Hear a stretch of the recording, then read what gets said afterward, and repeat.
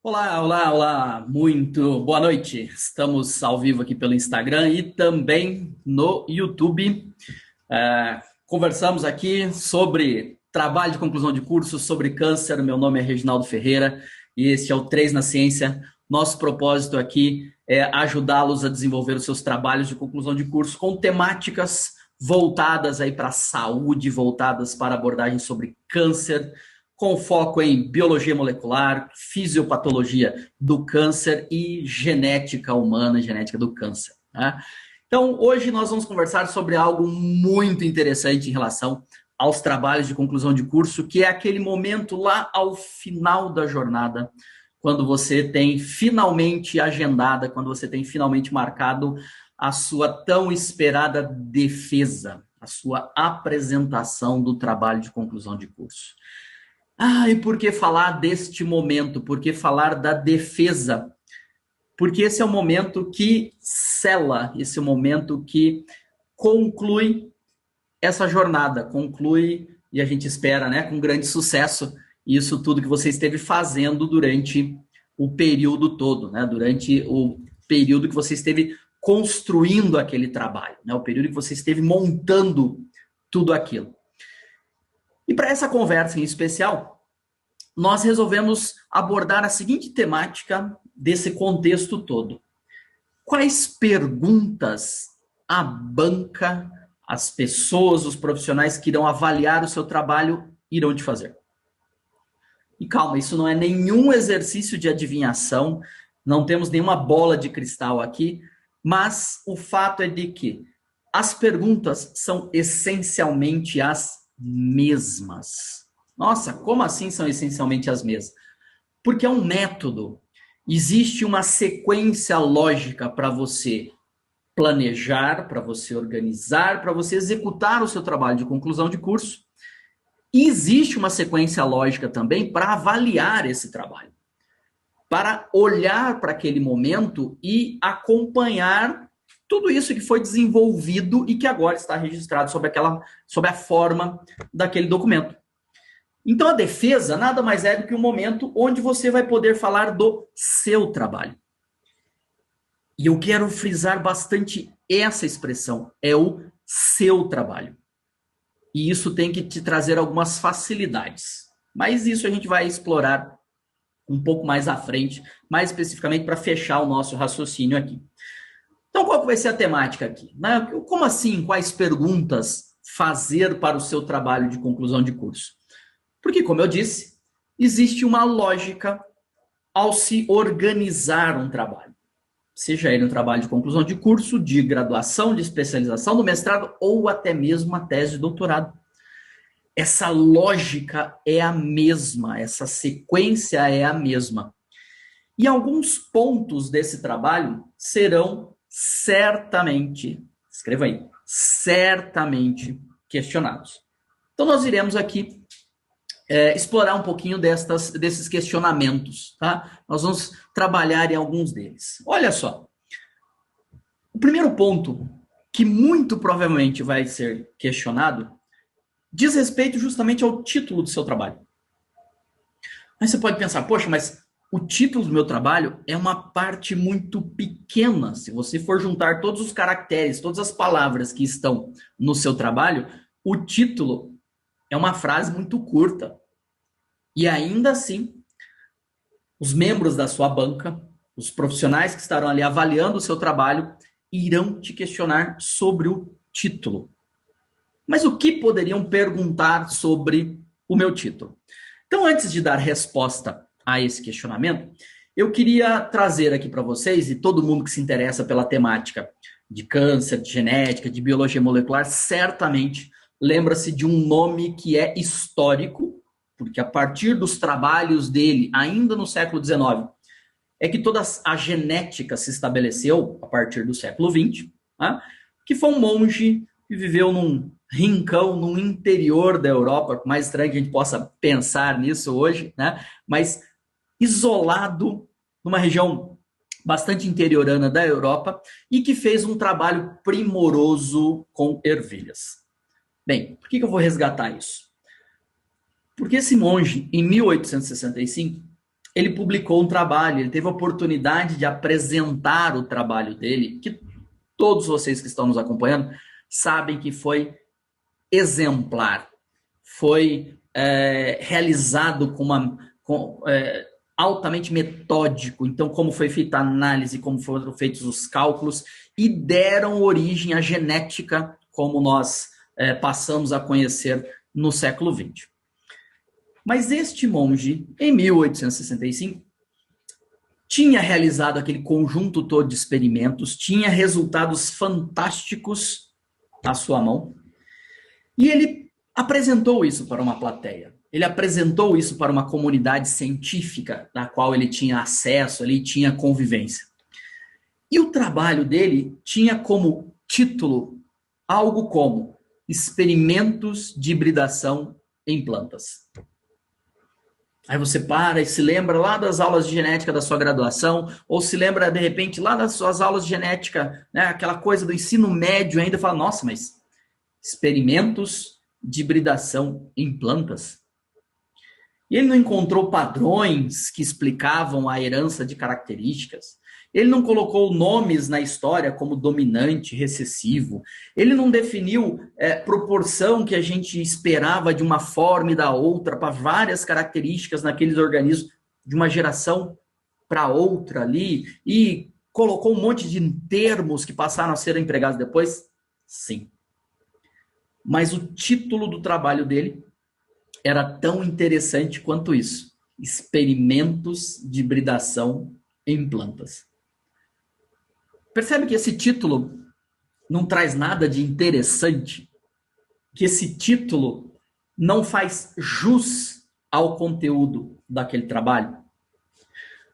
Muitas vezes a gente se depara com esse tipo de situação, onde um título ele não está à altura de um conteúdo.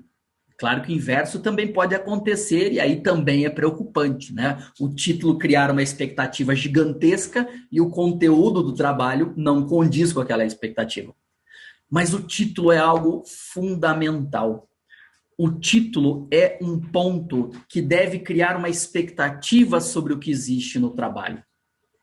Ele deve ser uma forma simples, acessível de dizer o que existe ali de conteúdo dentro daquele trabalho. E nas muitas instituições de ensino, esse título tem uma outra relevância. O seu trabalho de conclusão de curso, muito provavelmente, vai fazer parte de um acervo da sua instituição. Ele vai ficar lá guardado, seja em meio físico, né? A gente imagina que isso vai literalmente cair em desuso agora, né? Mas seja em meio físico ou no meio digital, esse documento vai ficar guardado. E outros acadêmicos, outros alunos que poderão ter interesses em coisas parecidas com você também, vão buscar trabalhos, vão buscar produções ali, muito provavelmente no acervo da própria instituição, sobre aquele tema. E vão passar pelo seu título, e vão passar pelo seu trabalho. Se o título desse trabalho for chamativo, for informativo, for interessante, existe uma chance muito grande do seu trabalho ser escolhido para receber uma leitura. Então, para que você tenha alguém usufruindo daquilo que você produziu. Então, o título é algo fundamental. Por isso que lá nas aulas de redação do ensino médio, aquela professora, aquele professor de redação certamente dava uma ênfase muito grande a como você produzir um título no trabalho. Produzir o título daquele texto que você estava redigindo. No trabalho de conclusão de curso não é diferente. O título ele deve ser, ao mesmo tempo, fiel ao conteúdo do trabalho, mas ele deve ser informativo, ele deve ser instrutivo, ele deve ser interessante. Poxa vida, mas então quer dizer, você está falando que o Mendel poderia ter dado outro título para o trabalho dele? Sim. E quem sabe poderia até ter acelerado um pouquinho as coisas, porque a gente sabe que o trabalho foi publicado, chegou a fazer parte de uma revista, que tinha uma tiragem muito pequena, que tinha pouca distribuição, sim, é sabido. Talvez até mesmo a preocupação do período não era essa preocupação, era uma outra temática de ciência, mas, quem sabe, se houvesse um título aí mais instigante, tivesse chegado a mais pessoas, tivesse sido lido por mais pessoas, né, e a gente tivesse uma história um pouquinho diferente a partir dos trabalhos dele.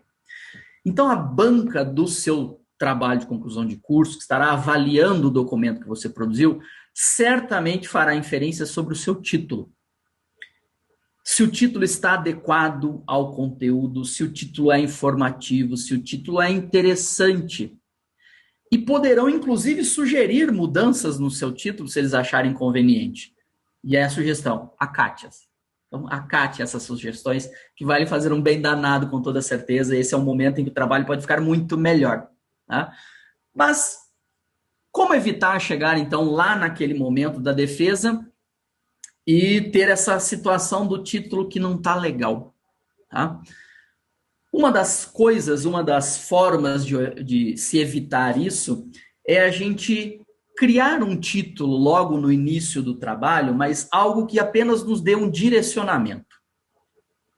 Então, a gente vai dar uma direção para aquilo que a gente vai produzir. E quando esse trabalho estiver encorpado, quando a discussão estiver acontecendo, quando você achar que já produziu bastante, você vai olhar de novo para o seu título e se questionar: esse título faz jus ao conteúdo? O título que eu indiquei aqui, ele representa o que está no meu trabalho? Se sim, maravilha, escolha acertada. Se não, não hesite em modificar, não hesite em transformar esse título para que ele seja o mais representativo possível do que está no corpo do seu trabalho. Então, tome nota aí, com toda certeza a banca do seu trabalho vai lhe questionar sobre o título que você deu para o seu documento, para isso que você construiu. Então, esse é um ponto que certamente vai estar presente aí no momento de defesa.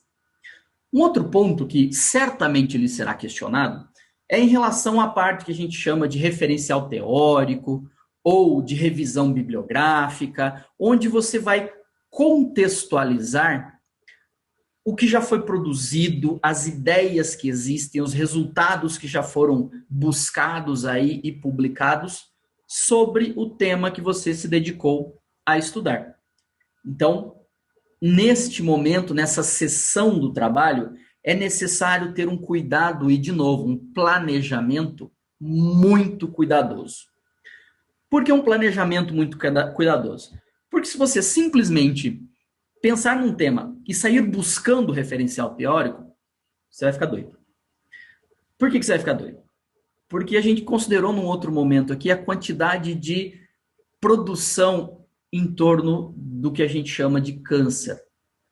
Então vocês já sabem, quem está nos acompanhando, são muitas patologias diferentes, com evoluções distintas, com prognósticos distintos, com intervenções terapêuticas distintas, mas que têm, em razão de algumas peculiaridades ali, algumas similaridades entre esses inúmeros tipos de doença, a gente usa a denominação câncer. Então, o volume de produção científica sobre essa temática é muito grande.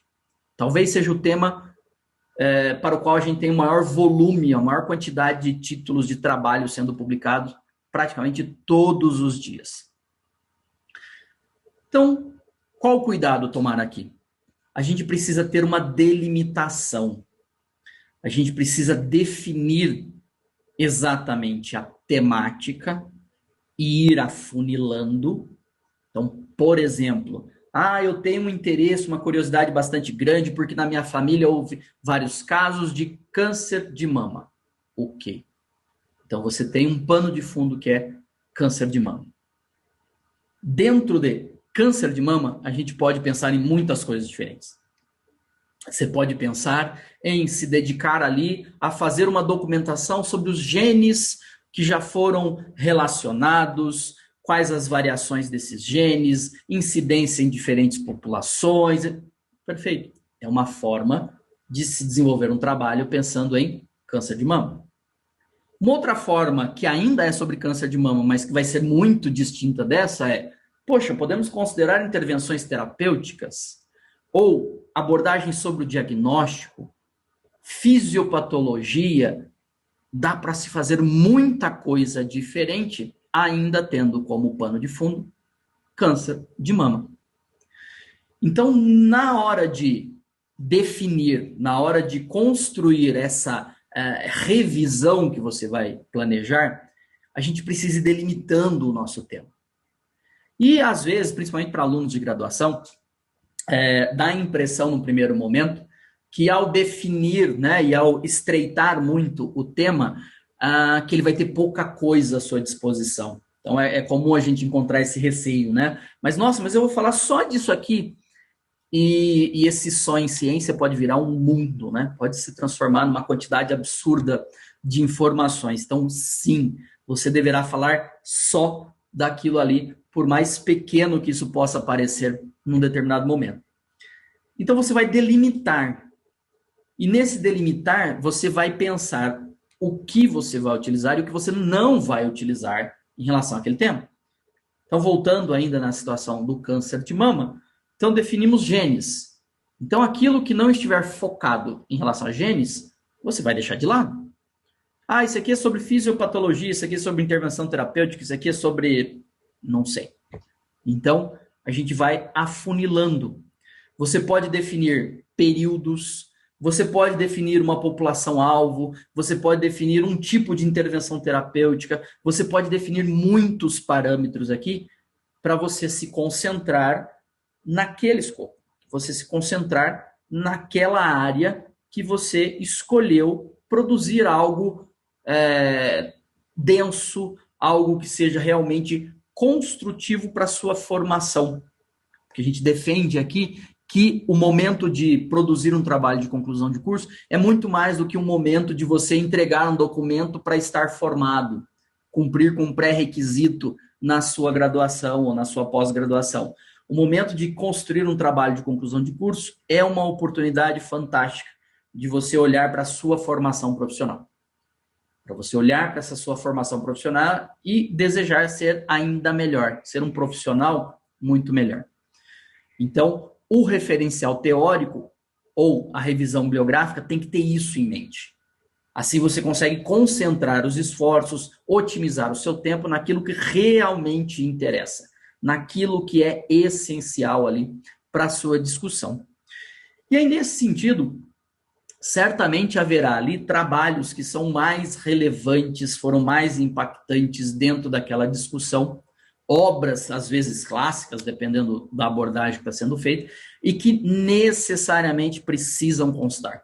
Tem que estar ali no seu trabalho, você precisa falar sobre ele, você precisa ressaltar aquela produção. Certamente o seu orientador, certamente as pessoas que estiverem conduzindo, ou se você estiver contando com o nosso apoio aqui, nós saberemos identificar e direcionar você para estes trabalhos essenciais. E nesta abordagem, nessa revisão, é importante também que a gente consiga ali contrapor opiniões. Como assim? A gente sabe que na ciência a gente vai construindo conhecimento com passinhos relativamente pequenos. E para cada um desses passos existem muitas discussões que são realizadas.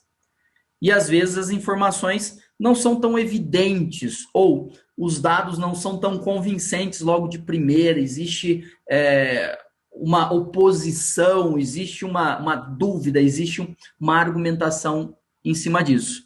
Então é importante também que você possa contemplar estas questões, possa contemplar essas dúvidas, esses questionamentos, né, na construção desse referencial.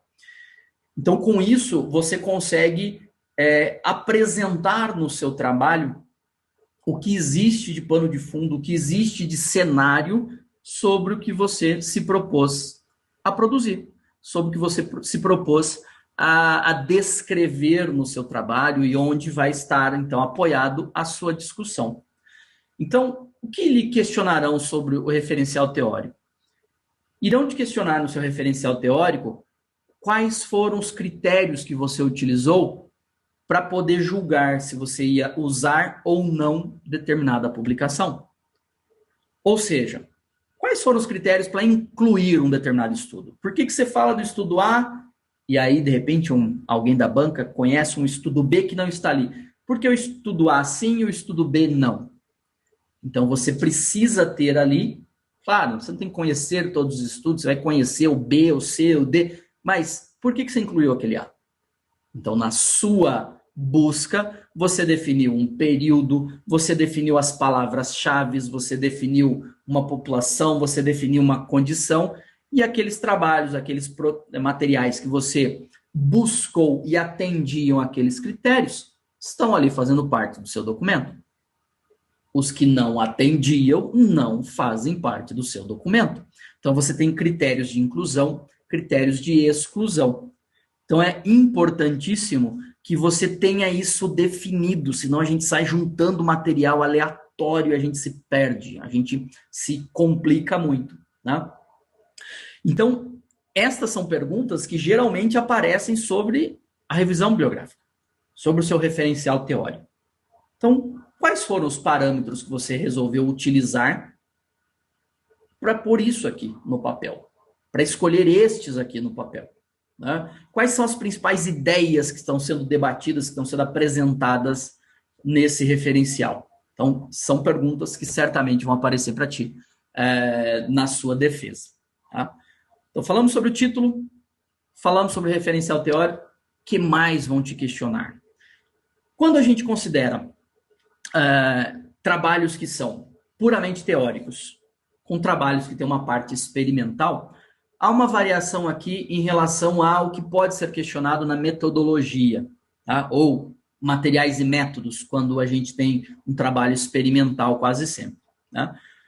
Quando é um trabalho de fundo essencialmente teórico, o que se questiona aqui vai muito na direção dos critérios de inclusão, exclusão, como é que foi feita a busca, em quais bases de dados você pautou a sua busca. Então, são pontos importantes.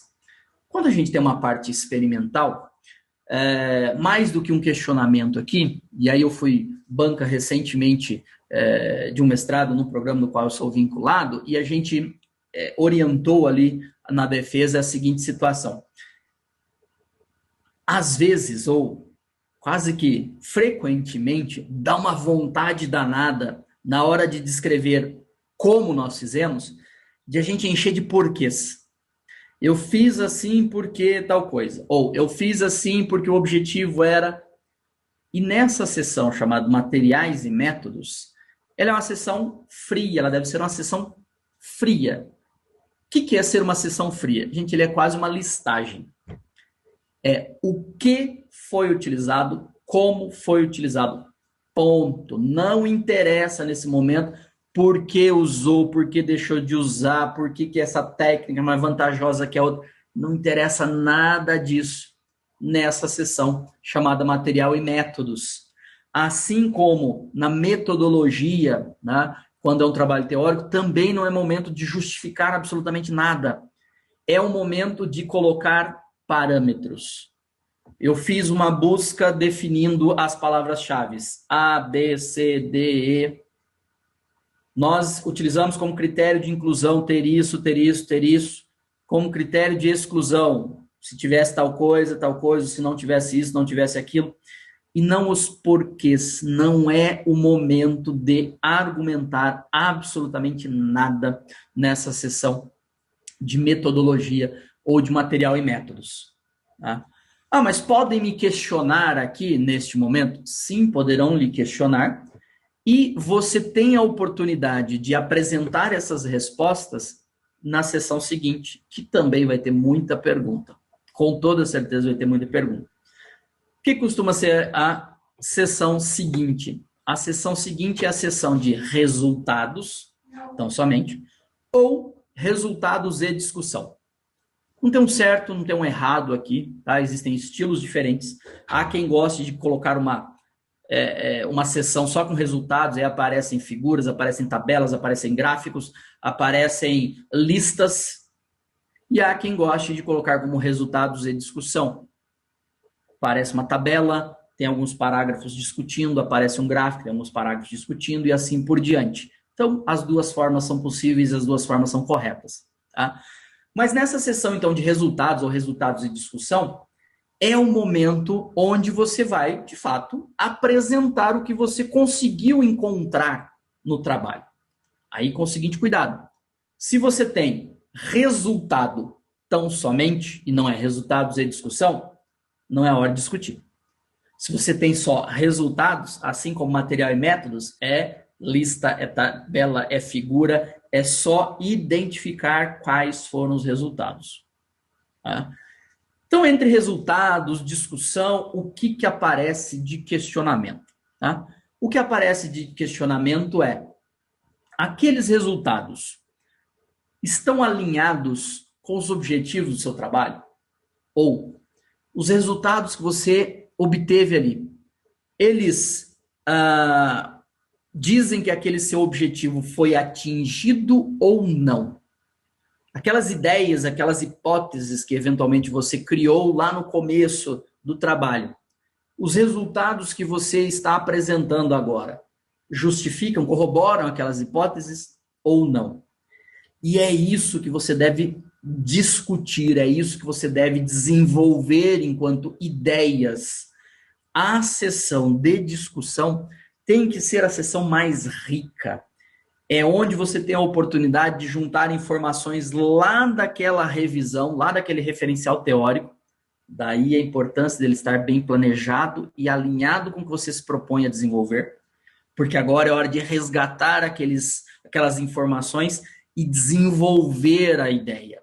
De você colocar a sua opinião, o seu julgamento em cima daquilo. Então, a hora de discutir, como o nome está ali, é hora de você dizer: mas o autor A fala tal coisa, o autor B diz coisa diferente, esse encontrou isso, o outro encontrou aquilo, eu considero que esta é a sessão destinada a isso. O que vão lhe questionar além de você comparar com os objetivos que você tinha definido no começo do trabalho? Justamente a sua opinião em cima daquilo.